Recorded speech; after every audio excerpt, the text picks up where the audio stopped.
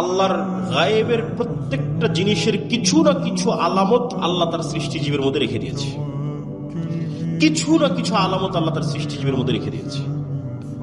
আল্লাহর এক ব্যতিক্রম সৃষ্টিজীব হচ্ছে কুকুর।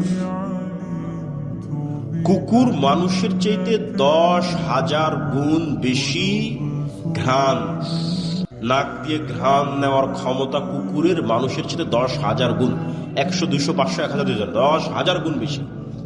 তাহলে আমার কাছে আমি যদি এই পানির বোতলটা নিই এবং এই পানির বোতলটা নাকে টানি, তাহলে বলবো না এটার তো কোনো সেন্ট নাই।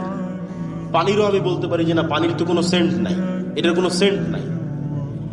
এটার সেন্ট নাই বলাটা যেমন মিথ্যা, বিজ্ঞানও হয়তো এসে বলবে যে না এটার কোনো সেন্ট নাই, বিজ্ঞানও মিথ্যা। কেন বিজ্ঞান এখন পর্যন্ত কুকুরের নাকের মতো পাওয়ারফুল যন্ত্র তৈরি করতে পারেনি।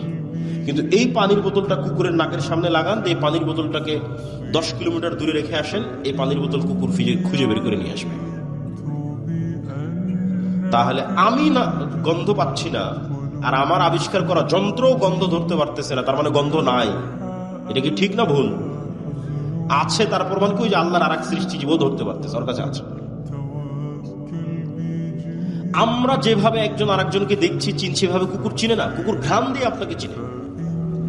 আপনার এই চেহারা, সাদা কালো দাড়ি, অথবা দাড়ি চাছা, লম্বা উঁচু মোটা, এইভাবে দেখে কুকুর চিনে না যেভাবে আমরা চিনি।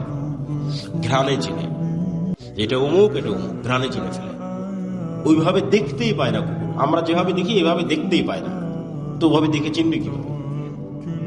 ওকে আল্লাহ দিয়েছে ঘ্রাণ শক্তি। ঠিক হাতি সহ এরকম কিছু প্রাণী আছে যাদের দিয়েছে শ্রবণ শক্তি, খুব সূক্ষ্ম, একদম ভয়ঙ্কর লেভেলের সূক্ষ্ম। মানুষের যে 2-3 হাজার গুণ, যন্ত্র ওই লেভেলের সূক্ষ্ম নয়। তাহলে একটা আওয়াজ আমি শুনতে পাচ্ছি না, তার মানে ওই আওয়াজটা নাই, মিথ্যা কথা। একটা আওয়াজ কোনো যন্ত্র শুনতে পাচ্ছে না পৃথিবীর, তার মানে আওয়াজটা নাই, মিথ্যা কথা।